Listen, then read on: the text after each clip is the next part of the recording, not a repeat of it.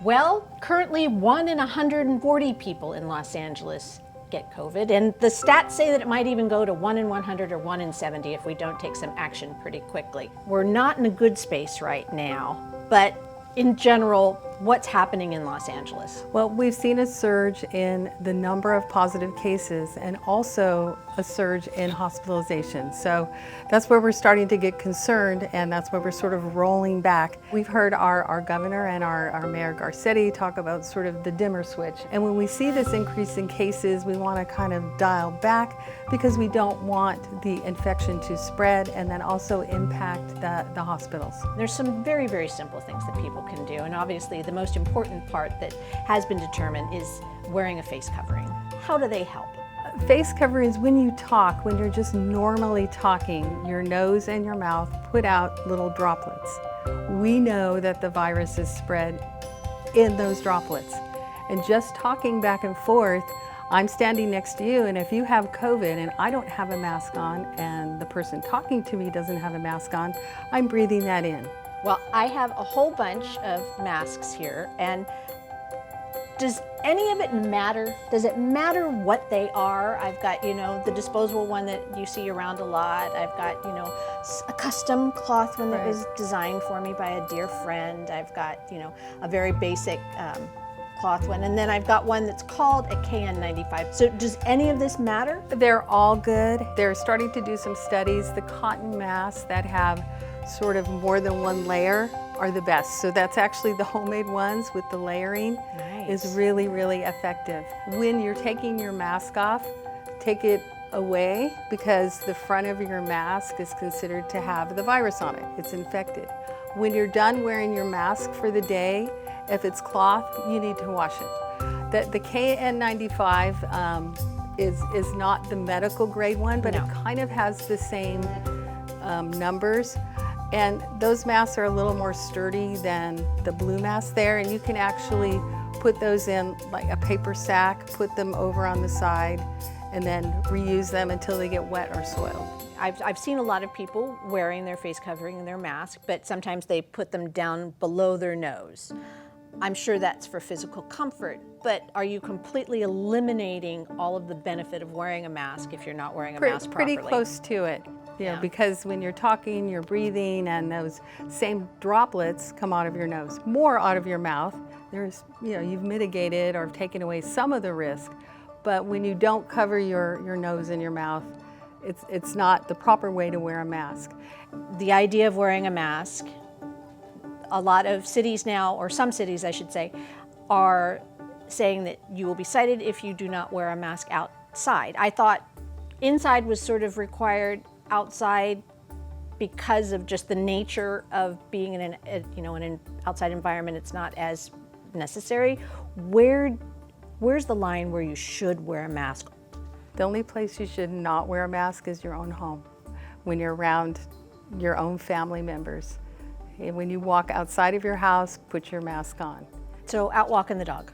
Wear your mask. Okay. Yeah. When should you give yourself a respite? Because they're not the most comfortable after a period of time. I mean, they're tolerable for a while when you're doing your grocery shopping, when you're walking your dog, etc.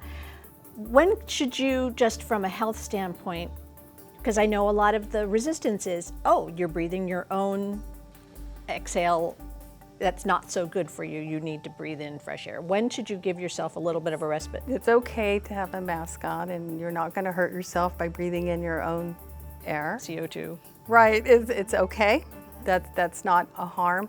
I would be very honest with you, if you're doing vigorous exercise, it's going to be hard to wear a mask. And so like when I'm out in my neighborhood and I'm exercising, and I won't have it on, but if I see someone coming in the other direction, I'll put it on, out of the courtesy for that person. I know that there is a resistance from people who feel as if it's against their civil liberties, but then there's also the sort of laissez-faire idea of, well, I'm too young, I'm not going to get it, this is silly. How do we combat that process? And I don't even know if there's an answer to this. You know, how are we getting the message across to those that are asymptomatic, to those that may not think that there's anything that's going to affect them? How do you get through to them? I think with education, messaging, I think the more information you provide to people, they can make choices. But masks do work. They work. I think when you sort of say there's cities mandating and they're finding, I kind of go to seatbelts. You know, you have to find people so they ride in the car safely. We fine people for texting while driving. So it's sort of akin to that. You know, we have to keep people safe and the community safe. So we do need to tell them to wear masks. We need to tell people not to drive when they drink, you know, things like that. I actually read that if 80% of the population wore a mask, it would be a lot more effective than these safer at home and lockdown scenarios. I actually read that same information, and I would think it's true if you just sort of think it through. And there's lots of things on the internet that show, you know, when you're talking, how things sort of spray out and how much it is, and then how that changes when you put a mask on. It's remarkable. So if everyone did that, then the virus wouldn't have anywhere to go. It's having a blast right now. It's just looking for another host. So if you kind of knock it down, it'll go away. What do you feel about the new acrylic face coverings that you're starting to see people wear? The face shields really are used primarily in a medical setting, and the virus still, don't have your face and mouth covered, and there's nothing precluding that virus from coming out or going in. You still need to have a face covering. Really? So, yeah. Okay. Yeah. And we wear those in the medical world when we're doing something with a patient that may cause some spray. You're doing some kind of surgical procedure, or, you know, where there's a chance of something splashing on you. That's when you would wear that. So it's the fact that they're open at the bottom, right, is basically eliminating their efficacy. Right.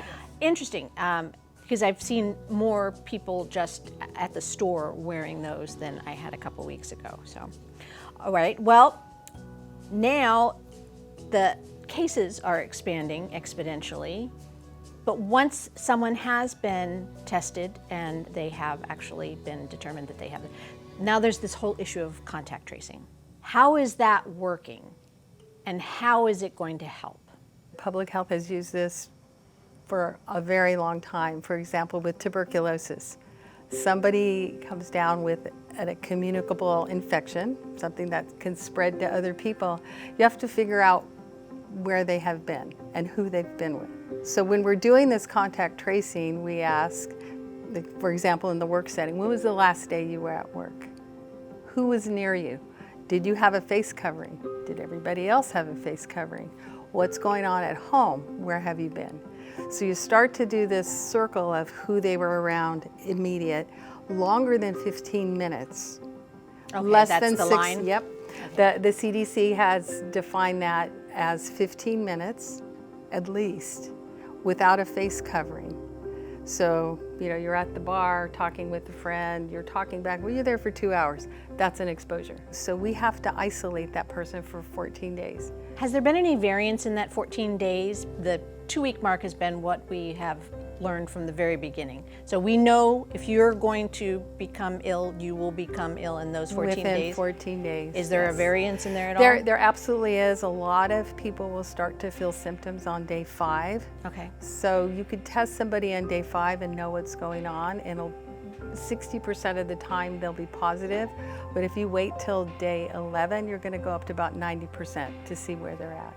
If you haven't become positive within those 14 days, then you're going to be okay. Well, I cannot thank you enough for all of your information. And if people want more information, that's an critical part of this whole thing. Where's the best source for people to get information, particularly here in Los Angeles and what's happening in the world? The City of LA, if you just cityofla.org, it'll guide you to that. It'll go to the main page. I know the mayor's office has really done a really good job of keeping the information updated. The CDC, World Health Organizations. I would go to reputable organizations. Thank you for all of this updated information. Hopefully next time we talk, we'll be talking about all the positive strides the city has made. Look forward to it.